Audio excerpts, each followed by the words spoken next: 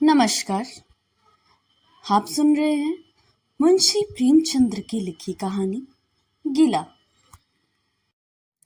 जीवन का एक बड़ा भाग इसी में घर में गुजर गया, पर कभी आराम न नसीब हुआ।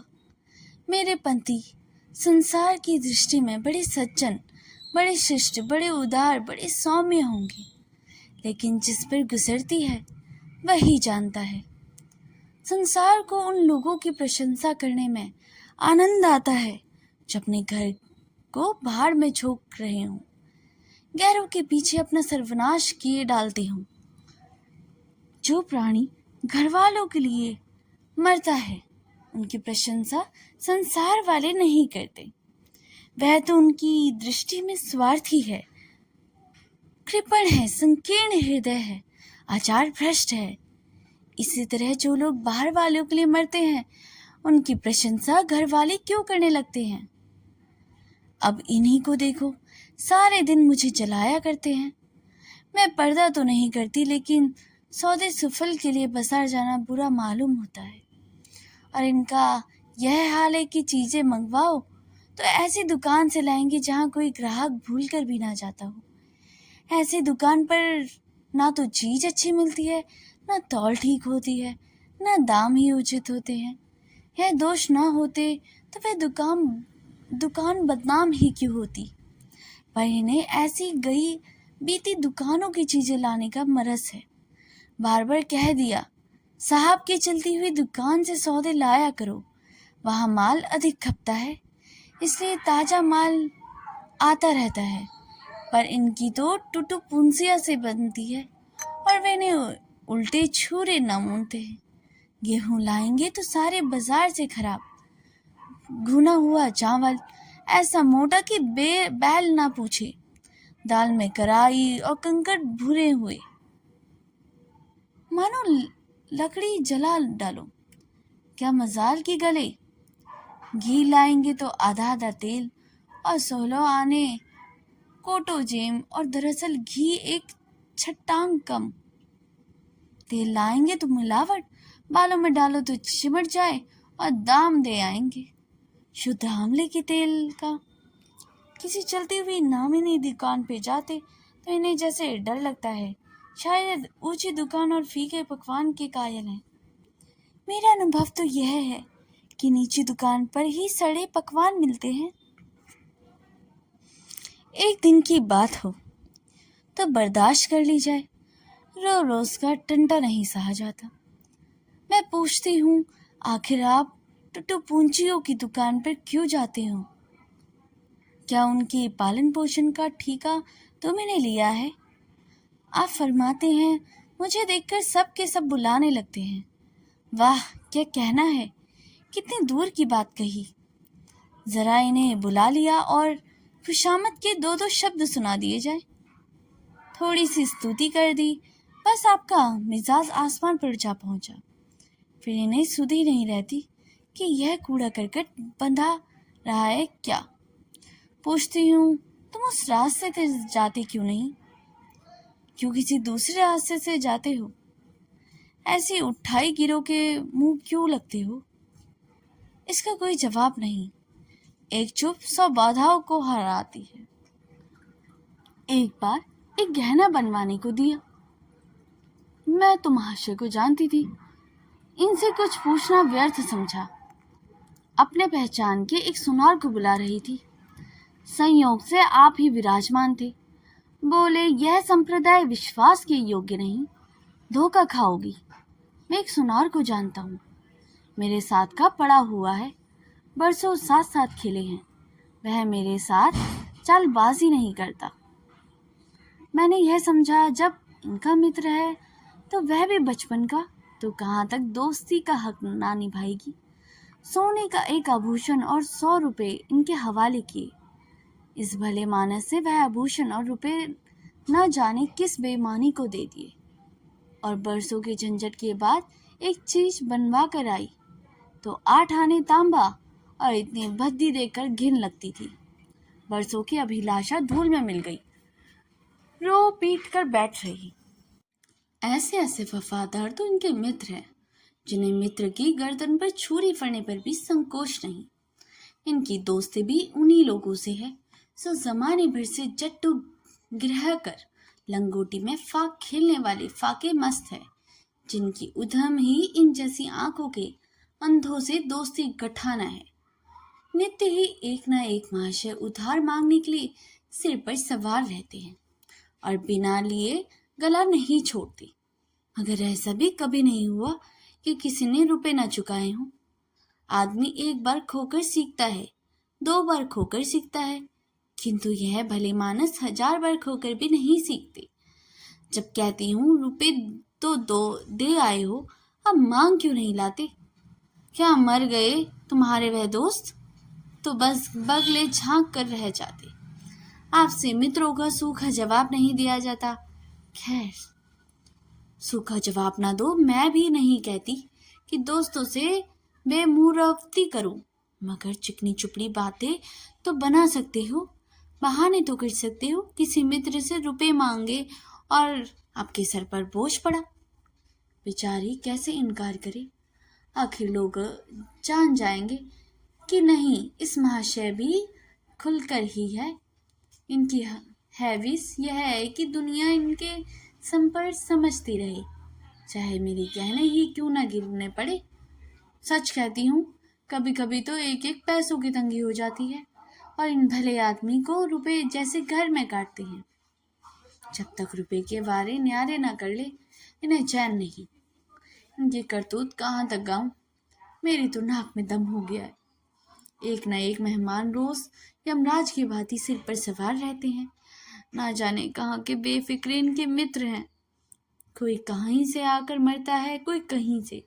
घर क्या है, अपाहिजों का अड्डा है। जरा सो तो घर, मुश्किल 2 पलंग, ओढ़ना बिछोना भी फालतू नहीं। मगर आप हैं कि मित्रों को निमंत्रण देने को तैयार हैं। आप तो अतिथि के साथ लेटेंगे, इसलिए इन्हें चरपाई भी चाहिए, ओढ़ना बिछोना भी चाहिए, नहीं तो घर का पर्दा खुल जाता है मेरे बच्चों के सिर। गर्मियों में तो खैर कोई मुजायका नहीं, लेकिन जाड़ों में तो ईश्वर ही याद आते हैं। गर्मियों में भी खुली छत पर तो मेहमानों का अधिकार हो जाता है। अब मैं बच्चों के लिए पिंजड़े में कहीं फड़फड़ाया करूं। इन्हें इतनी समझ भी नहीं है कि जब घर की दशा यह है तो ऐसे मेहमान बनाए जिनके पास कपड़े लत्ते तक नहीं। ईश्वर की दया से इनके सभी मित्र इसी श्रेणी के हैं। एक भी ऐसा माई का लाल नहीं है जिस समय पड़ने पर ढले से भी इनकी मदद कर सके। 1-2 बार महाशय को इनका अनुभव अत्यंत कटु अनुभव हो चुका है, मगर इस जड़ से भरत ने जैसे आंखें न खोलने की कसम खा ली है। ऐसे ही दरिद्र भ्रष्टाचारियों से इनकी पटती है। शरीर में इनके लक्ष्मी के पुत्र हैं, पर आपका इसी से परिचय नहीं। इनके आसपास आते ही इनकी आत्मा दुखती है। दोस्ती गांठेंगे ऐसे जैसे इनके घर में खाने का ठिकाना नहीं है। एक बार हमारा कहार छोड़कर चला गया और कई दिन कोई दूसरा कहार ना मिला। किसी चतुर और कुशल कुहार की तलाश में थी, किंतु इनको जल्द से जल्द कोई आदमी रख लेने की धुन सवार हो गई। घर के सारे काम पूर्वतः चल रहे थे, पर आपको मालूम हो रहा था कि गाड़ी रुकी हुई है। मेरे झूठे बर्तन मांजना और अपना साग सब्जी के लिए बाजार जाना इनके लिए असहाय हो उठा। एक दिन जाने कहाँ से एक बगाड़ू को पकड़ लेके आए। इनकी सूरत कह देती थी कि कोई जंगालू है, मगर आपको ऐसा बखान किया कि क्या कहूँ। बड़ा होशियार है, बड़ा आज्ञाकारी, पढ़ले सिरे का मेहनती, गजब का सिलकेदार और बहुत ईमानदार। खैर, मैंने उसे रख लिया। मैं बार बार क्यों इनकी बातों में आ जाती हूँ। उसका मुझे स्वयं आश्चर्य है। यह आदमी केवल रूप में आदमी था, आमदत के और कोई लक्षण उसमें न थे। किसी काम की तमीज नहीं, बेईमान न था, पर गधा अव्वल दर्जे का। बेईमान होता तो कम से कम इनकी तस्कीन तो होती, तो खुद आ जाता। अभागा दुकानदारों के हाथों से लूट जाता था। 10 तक की गिनती उसे ना आती थी। 1 रुपया देकर बाजार भेजो तो संध्या तक हिसाब ना समझ सके। क्रोध पी पी कर रह जाती। रक्त खौलने लगता कि दुष्ट के कान उखाड़ लूं, मगर इन महाशय को उसे भी कुछ कहते नहीं देखा। डांटना तो दूर की बात है, अब नहा धोकर धोती छाट रहे हैं और वह दूध बैठा तमाशा देख रहा है। मैं तो बच्चा का खून पी जाती, लेकिन इन्हें जरा भी गम नहीं। जब मेरे डांटने में धोती छाटने जाता अभी, तो आप में से समेत में आने देते। बस उनके दोषों के गुण बनाकर दिखाया करते हैं, और इस प्रयास में सफल ना होते तो दोषों पर पर्दा डाल देते थे। मूर्ख को झाड़ू लगाने की तमीज न थी। मर्दाना कमरा ही तो सारे घर में ढंग का कमरा है। उसमें झाड़ू लगता तो इधर की चीज उधर, ऊपर नीचे, मानो कमरे में भूकंप आ गया हो। और गर्दन की यह हाल कि सांस लेना कठिन। पर आप शांतिपूर्वक कमरे में बैठे हैं और जैसे कोई बात ही नहीं है।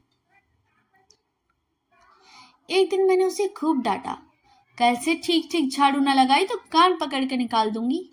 सवेरे सोकर उठी तो देखती हूँ कमरे में झाड़ी लगी हुई है और हर एक चीज के करीन से रखी हुई है। गुर्द गुबार का नाम नहीं। मैं चकित होकर देखने लगी तो आप हंसकर बोले, देखते क्या हो, आज घोड़े ने बड़े सवेरे उठकर झाड़ू लगाई है। मैंने समझा दिया, तुम ढंग से तो बताती नहीं, उल्टे डांटने लगती हो। मैंने समझा, खैर दुष्ट ने कम से कम एक काम तो सलीके से किया है। अब रोज का कमरा साफ सुथरा मिलता।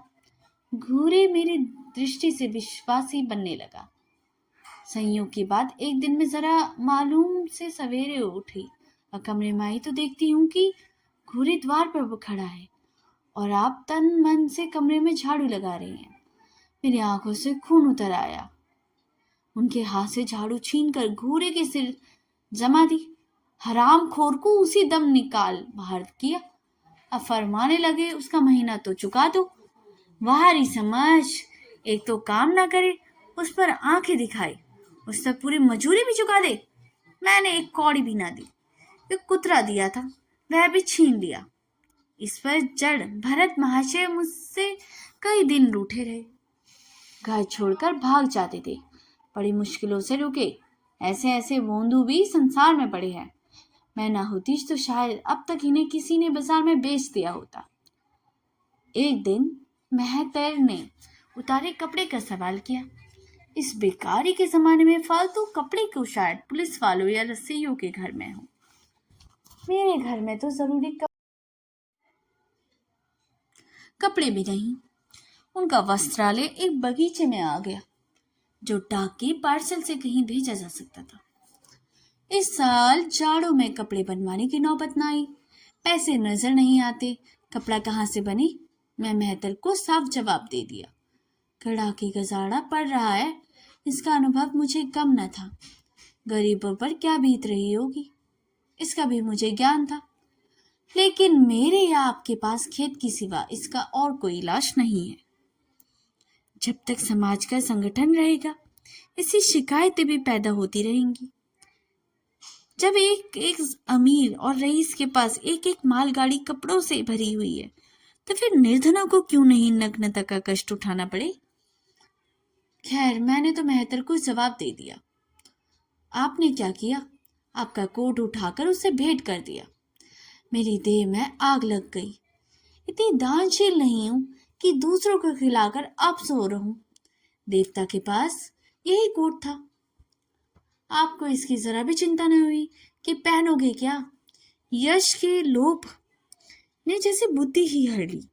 मेहतर ने सलाम किया, दुआई दी और अपनी राह ली। आप कई दिन सर्दी से ठुठरते रहे। प्रातःकाल घूमने जाया करते थे, वह भी बंद हो गया। ईश्वर ने उन्हें हृदय भी एक विचित्र प्रकार का दिया है।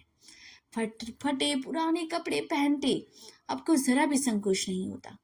मैं तो लाज के मारे गड़ जाती हूँ, पर आपको जरा भी फिक्र नहीं। कोई हंसता है तो हंसे, आपकी बला से। अंत में जब मुझसे ना देखा गया तो एक कोट बनवा दिया।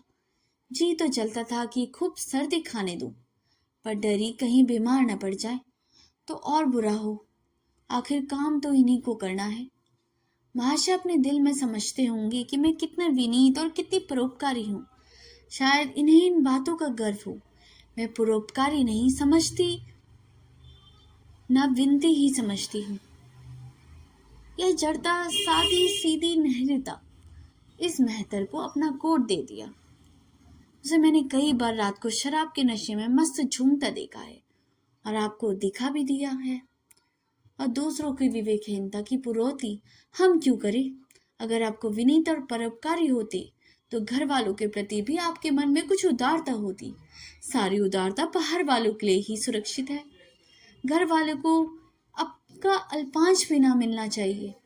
मेरी इतनी अवस्था बीत गई है, फिर भी इस भले आदमी ने कभी अपने हाथों से मुझे एक उपहार न दिया। बेशक मैं जो चीज बाजार मंगवाऊं उसे लाने में जरा इन्हें आपत्ति नहीं है, बिल्कुल अर्ज नहीं है, मगर रुपए मैं दे दूं यह शर्त है। उन्हें खुद उसका उमंग नहीं होती। मैं मानती हूँ कि बेचारे अपने लिए कुछ नहीं लाते, पर मैं जो मंगवा दूं उस पर संतुष्ट हो जाते हैं। मगर आखिर आदमी कभी कभी शौक की चीजें चाहता ही है। अन्य पुरुषों को देखती हूँ स्त्री के लिए तरह तरह के गहने, भांति भांति के कपड़े, शौक, श्रृंगार, वस्तुएं लाते रहते हैं। यहाँ इस व्यवहार का निषेध है। बच्चों के लिए मिठाइयाँ, खिलौने, बाजे शायद जीवन में कभी एक बार भी ना लाए हूँ। शपथ भी खाली है। इसलिए तो मैं कृपण रहूंगी, असिक कहूंगी, हृदय शून्य कहूंगी, उदार नहीं कह सकती। दूसरों के साथ इनका जो सेवा भाव है, इसका कारण है इनका यश लोभ और व्यवहारिक अज्ञानता। आपके बिना और इस हाल है जो इस दफ्तर में आप नौकर हैं, उसके किसी अधिकारी से आपका मेल जोल नहीं है। अफसरों को सलाम करना तो आपकी नीति के विरुद्ध है। नजरिया डाली तो दूर की बात है, और तो और कभी किसी अफसर के घर नहीं जाते। इसका खामियाजा आप न उठाए तो कौन उठाएगा? औरों की रियायती छुट्टी मिलती है, आपका वेतन कटता है, औरों की तरक्कियां होती हैं, आपको कोई पूछता भी नहीं। हाजिरी में 5 मिनट की भी देर हो जाए तो जवाब पूछा जाता है। बेचारे जी तोड़कर काम करते हैं, कोई बड़ा कठिन काम आ जाता है तो इन्हीं के सर मढ़ा जाता है। इन्हें जरा भी आपत्ति नहीं। दफ्तर में इन्हें घिस्सू पिस्सू आदि उपाधियां मिली हुई हैं, मगर पड़ाव इनका यही बड़ा मारे इनके भाग्य में वही सूखी घास लिखी है। वह विनय नहीं, स्वाधीन मनोवृत्ति भी नहीं। मैं तो इसको समय चातुर का अभाव कहती हूँ, व्यवहारिक ज्ञान की क्षति कहती हूँ। आखिर कोई अफसर आपसे क्यों प्रसन्न ना हो? इसलिए कि आप बड़े मेहनती हैं। दुनिया का काम मरोवत और रिवादारी से चलता है। अगर हम किसी से खींचे रहें तो यह कोई कारण नहीं कि हम भी हमसे ना खींचा रहे। फिर यह जब में शोभ आता है तो वह दफ्तरी व्यवहारों में भी प्रकट ही हो जाता है। तो माहत अफसर से प्रसन्न रखने की चेष्टा करता है। इसकी जांच से अफसर का कोई व्यक्तिगत उपकार होता है जिस पर वह विश्वास कर सकता है, उसका लिहाज यह संभवतः करता है। ऐसे सिरोगियों से तो क्यों किसी अनुभूति नहीं होती? अफसर भी तो मनुष्य है, उनके हृदय में जो सम्मान विशिष्टता की कामना है वह कहाँ पूरी हो? ये अधीनस्थ कर्मचारी ही उनकी फटन रहे तो क्या आप उनके अफसर को सलाम करने आएंगे? आपने जहाँ नौकरी की है वहां से निकाल लिए गए, कभी किसी दफ्तर में 2-3 साल से ज्यादा ना टिके, या तो अफसर से लड़ गए या कार्याध्यक्ष के कारण छोड़ बैठे। कहानी का पार्ट 1 यहीं पर खत्म होता है। अगर आपको ये वीडियो पसंद आई हो तो इसे लाइक, सब्सक्राइब और शेयर करना ना भूलिएगा। मिलते हैं अगले पार्ट में, तब तक के लिए धन्यवाद।